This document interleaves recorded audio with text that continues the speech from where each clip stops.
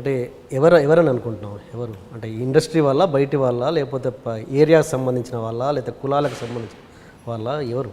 Sir zero knowledge sir. నాకు ఇది first time, నేను ఫస్ట్ టైం సినిమా. అవును, ఇలాంటి గొడవలు ప్రతి సినిమాకే కామన్, స్టార్ హీరోస్కే కామన్ కదా. ఎన్టీఆర్ ఏఎన్ఆర్ పోస్టర్ చింపిరా సార్? ఎందుకు చింపలు? ఏఎన్ఆర్ ఎన్టీఆర్ ఉన్నప్పుడు కూడా పేడ కొట్టేవాళ్ళు పోస్టర్ మీద, చింపుకునే వాళ్ళు.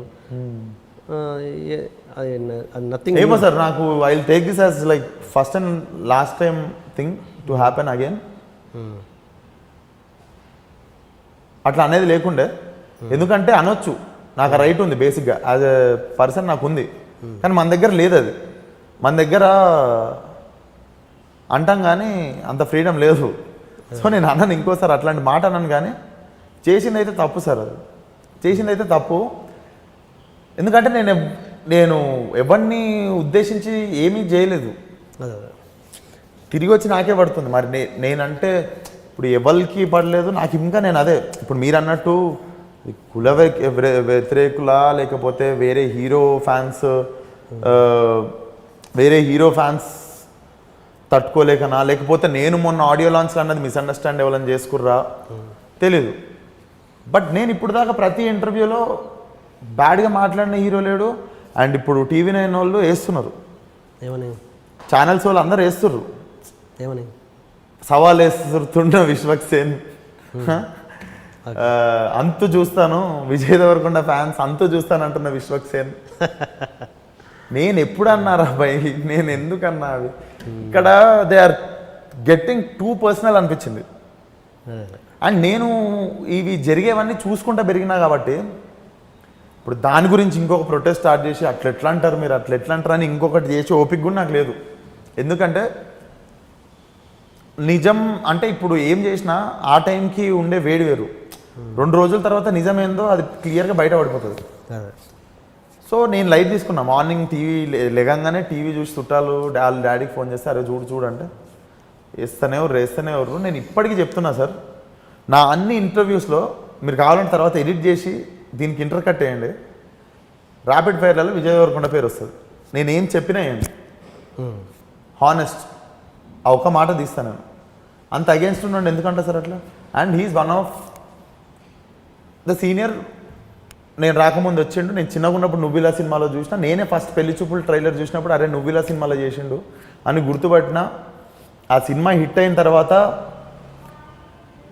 నాకు తరుణ్ భాస్కర్ సైన్ మాకు ఎంత ధైర్యం ఇచ్చిండో డైలాగ్ రైటింగ్ మీద. డైలాగ్స్ అంటే నార్మల్గానే ఉండొద్దు, ఇలా కూడా ఉండొచ్చు అని నాకు సైన్ మా షార్ట్ ఫిల్మ్ చూసినప్పుడు నాకు ఎంత ధైర్యం వచ్చిందో. ఈ మంచి హీరో అయినప్పుడు కూడా లేదు, వెళ్ళిపోవచ్చు అంటే మనం టర్న్ ఆఫ్ కానీ ఛాన్సెస్ తక్కువనే ఉన్నాయి ఇండస్ట్రీలో. దేర్ ఈజ్ అ వే అన్న టీ మనిషిని చూస్తే కూడా అనిపించింది. I always taken him has inspiration. ఇది ఎంత ప్రాబ్లము, ఈ ఎన్నుకున్నోళ్ళ పక్కనున్నోడా, ఈ పక్క నుండి చెప్పేటోళ్ళ, లేకపోతే ఏందో అర్థం కాదు. మీరు ఆడియో లాంచ్లో చూస్తే కూడా నేను ఒక థర్డ్ పర్సన్ గురించి మాట్లాడా. ఒక థర్డ్ పర్సన్ పలానా హీరో గురించి, అరే ఆల్రెడీ ఒకటి లేపినాం, నెత్తి మీద పెట్టుకున్నాము, మనకు ఆల్రెడీ అవుతుంది, ఇప్పుడు ఇంకోటి లేపితే వద్దురా బాబు వాడిని లేపకండి అంట. వాడిని లేపకండి అని ఎప్పుడు అనాలి సార్ నన్ను? మీరు నాకు ఛాన్స్ ఇచ్చినప్పుడు, మీరు నాకు సినిమా అవకాశం ఇచ్చి 3 సినిమాలు నాకు తీసి నాకు లైఫ్ ఇచ్చి ఇండస్ట్రీలో పొజిషన్లో పెట్టి తర్వాత నేను మీకు అంజాన్ కొడితే, నేను మిమ్మల్ని చూసి చూడనట్టు వెళ్ళిపోతే అప్పుడు అనండి అరే వీడిని లేపింది చాలరా భయ్ ఈయన లేపొద్దు అని. కానీ నన్ను లేపింది ఎవడు? ప్రతి ప్రొడ్యూసర్ ఆఫీస్ వెనక తిరిగి కూర్చున్న రోజులు ఉన్నాయి. ప్రతి ప్రొడ్యూసర్ నా ఎదురుగా నడుచుకుంటూ వెళ్ళిపోయిన రోజులు ఉన్నాయి. ప్రతి ఆఫీస్లో నేను సైడ్ క్యారెక్టర్ వచ్చినా చేస్తా అని అడిగిన రోజులు ఉన్నాయి. వాళ్ళందరూ నా సినిమా తర్వాత కావాలనుకున్నారు, అది వేరే విషయం. కాకపోతే అప్పుడు నాకు హెల్ప్ కాలేదు. అట్లీస్ట్ ఇప్పుడు నన్ను డీకోడ్ అదే డ్రాగ్ చేయొద్దు కదా. సో ఇవన్నీ తిరుగుతాయి ఒకటేసారి. అమ్మ ఇంత చేసుకొని మనంతలో మనం ఇన్ని చేసుకొని ఇంత చేసుకొని మనం పైకి వచ్చినాం, ఇప్పుడు కూడా లాగుతున్నారు ఏంద్రా మీరు అని చెప్పి సుర్ర అని చెప్పి ఒక మాట అనేసిన, వచ్చి చెప్తా మీ పని అని. ఇవన్నీ తిరిగినాయి అంటే ఒక్కళ్ళని కాదు, ఇవన్నీ తిరిగి అనేసరికి వీళ్ళు బచ్చాలే అంటా సార్. నేను ఇప్పుడు కాదు బచ్చా నా కొడుకులు ఎంత పని లేకుండా ఉంటే లైఫ్లో మన గురించి కూర్చొని రాయనికే టైం ఉంటుంది వాళ్ళకి అనుకున్నాను నేను అంతే. బట్ తప్పు సార్. నేను ఇప్పుడు కూడా ఓపెన్గా చెప్పిన, ఒకవేళ అది విజయ్ దేవరకొండ ఫ్యాన్స్ అనుకోండి, వాళ్ళకు కూడా ఇప్పుడే చెప్తున్నా, నేను మీ షో కాబట్టి చెప్తున్నా, నాకేం లేదురా భయ్, నాకు అగేన్స్ట్గా మాట్లాడేది మీ హీరో గురించి కాదు. అండ్ మీ హీరో గురించి నేను ప్రతిసారి మంచిగానే మాట్లాడినా. మీరు ఒక హీట్ ఫామ్ చేసినప్పుడు మీరు దానివల్ల ఒక్కడికి ఎఫెక్ట్ అవుతుందా, ఎంతమందికి ఎఫెక్ట్ అవుతుందో కూడా చూడాలి. మీరు నా కెరియర్ సరే, మీరు నన్ను 2 సార్లు దెబ్బలు ఏరి నేను వస్తా, మళ్ళీ తిరిగి లేస్తా, తొక్కే కొద్దీ లేస్తా. కానీ నాతో పాటు మీరు సినిమాకి దెబ్బేస్తే చాలామంది కెరియర్ ఉంది సినిమాలో. అదే సార్, అది ఎమోషనల్ అనిపించింది. దాని తర్వాత ఫస్ట్ ఆఫ్ ఆల్ నాకు భయం కాలేదు సార్. నేను ఇప్పుడు కూడా భయపడలేదు. నేను మార్నింగ్ కూడా అందుకే లేచి నేను 12కి పడుకున్నా, ఫ్రెష్ మైండ్తో 9:30కి లేచిన, చొక్కా వేసుకొని పోయి కూర్చున్నా అంత ఆడ. అవును, అది విజయ్ ఫ్యాన్స్ నువ్వు ఎట్లా అనుకుంటున్నావు? ఫిక్స్ వాళ్ళు అంటున్నారా విజయ్ ఫ్యాన్స్ అని? లేదు, టీవీ9 వాళ్ళకి చెప్తున్నా సార్. టీవీ9 వాళ్ళు విజయ్ ఫ్యాన్స్కి వార్నింగ్ ఇచ్చిన, విజయ్ ఫ్యాన్స్కి వార్నింగ్ ఇచ్చినా అని ఇస్తారు కదా. ఓకే, వాళ్ళ సో దానికి కంక్లూజన్ ఇస్తున్నా నేను. ఓకే ఓకే, బట్ ఎవరు విజయ్ ఫ్యాన్స్ అని అయితే అనట్లేదు కదా. ఎవరు అనలేదు, నేను కూడా అనలేదు. నేను ఇస్తున్న కంక్లూజన్ ఏమో టీవీ9 వాళ్ళకి. టీవీ9 వాళ్ళు విజయ్ ఫ్యాన్స్కి ఓపెన్గా సవాల్ వేసిండు, విజయ్ ఫ్యాన్స్కి ఓపెన్గా సవాల్ వేసిండు, అంతు చూస్తా అన్నాడంటే నేను ఎందుకు చూస్తా అంతు?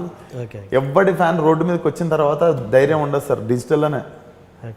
ఎవ్వరి ఫ్యాన్ అయినా ఎంతమందిని చూస్తున్నాం చెప్పండి, ఓపెన్గా స్టార్లను తిట్టి రోడ్ల మీద ఫ్రీగా తిరుగుతారు అని. నేను దాన్ని పాయింట్అవుట్ చేయట్లేదు, కానీ ఇట్స్ ఈజీ ఆన్ డిజిటల్ అని చెప్పి యూ కాంట్, అంటే చాలా కెరియర్ ఉంటుంది. చాలామంది ఒకళ్ళ కెరియర్ స్టాప్ చేసే రైట్ ఉండొద్దు వాళ్ళకి.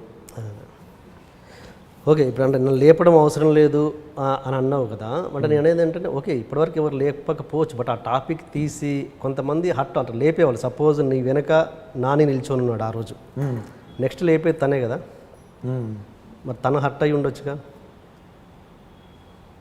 అయ్యేలే, అట్లా ఏముండదు సార్, అట్లా అయ్యి ఉండదు. అంటే ఇప్పుడు నెక్స్ట్ లేపే వాళ్ళు హర్ట్ అయ్యే ఛాన్స్ ఉంటుంది కదా కొంచెం. మీరు మాట్లాడేదాకా నాకు ఈరోజు దాకా ఈ థాట్ రాలే, కానీ అట్లా అనుకోరు అనుకుంటా. ఇప్పుడు మీరు అన్నట్టే అనుకోవాలనుకుంటే అనేసుకోవచ్చు, ఏమైనా అనేసుకోవచ్చు. అట్లా లేదు, ఇప్పటివరకు జరిగింది వేరు, నెక్స్ట్ కూడా నన్ను లేపే అవసరం ఎవరికి లేదు అంటే దట్స్ రాంగ్ కదా. నేను అనలే కదా నెక్స్ట్, అంటే ఇక్కడ నుంచి నన్ను లేపే అవసరం కూడా నన్ను లేపే అవసరం కూడా లేదు, నాకు నేనే లేపుకుంటా అంటే వాట్ ఇస్ దట్? ఇప్పటి నుండి లేపే అవసరం లేదనుకుంటున్నాను. ఇప్పటి నుండి లేచున్నా కదా ఆల్రెడీ. అంటే ఓకే, నువ్వు తెలిసి చేసినావని నేనైతే అనుకోవట్లేదు, బట్ ఓకే అది మిస్టేక్ జరిగిపోయింది. అంటే మీరు అన్నట్టు నేను అప్పుడు దాకా జరిగింది మాట్లాడా, మీరు ఫ్యూచర్ ప్రిడిక్ట్ చేసి మాట్లాడుతున్నారు కదా, అది లేకపోవచ్చు నా మైండ్లో. అండ్ ఇంకోటి, మీరు నన్ను చూస్తే చాలా డల్ ఉండే నేను ఆడియో ఫంక్షన్లో. ఎందుకు? ఫస్ట్ టైం నాకు నేను మాట్లాడదామని, నేను నా సినిమా గురించి మాట్లాడినా, నా సినిమా కష్టపడ్డోళ్ళ గురించి మాట్లాడినా, నా అవన్నీ మాట్లాడలేదని ఇంటికి వచ్చినాక బాధపడ్డా. ఆ రోజు సగం టైం నేను మైక్ కొట్టుకుని అట్లా అయిపోయినా మాట్లాడకుండా. నాకు తిరుగుతుంది ఏంది, నన్ను అట్టుండి తెచ్చిర్రు, వచ్చిన వాళ్ళు 2000 మంది లోపలికి తరిమేసిర్రు 3000 మందిని. వస్తున్నప్పుడు ఒక్కొక్కడు ఒక్కొక్క మాట అన్నారు ఆన్సర్ అని. నాకు ఇన్స్టాగ్రామ్లో ఫోటోలు ఇద్దరు, కాలుకి రక్తం వస్తుంది వాడికి, నీకు పంపాలనుకోవట్లేను అన్న ఈ ఫోటో, కానీ నీకు పంపాల్సి వచ్చింది, నన్ను లోపల రానియలే. ఇవన్నీ తిరుగుతున్నాయి బయట, వేరే కియోస్ నడుస్తుంది రక్కస్. బేసిక్గా నాకు అలవాటు లేదు కదా సార్. ఫస్ట్ టైం ఇదంతా తట్టుకోలేక అదొకటి నడుస్తుంది నెత్తిలో. అది అయినెంబడే నేను నా స్పీచ్ ఇద్దరు తర్వాత అనుకున్నా. ఓకే, సడన్గా మన యాంకర్ రవి వచ్చి విశ్వక్ మాట్లాడతాడు ఇప్పుడు అన్న. ఊరిని అమ్మ, నేను ప్రిపేర్ కాలేదు, ఇప్పుడు నేను ఆ జోన్లో అట్టకాయించిన, మీరేమో ఇది ఇచ్చిర్రు. ఓకే ఓకే, సో నేను మాట్లాడదాం అనుకున్న 10 టాపిక్లల్లో ఒకటి మాట్లాడి వచ్చేసిన. ఓకే.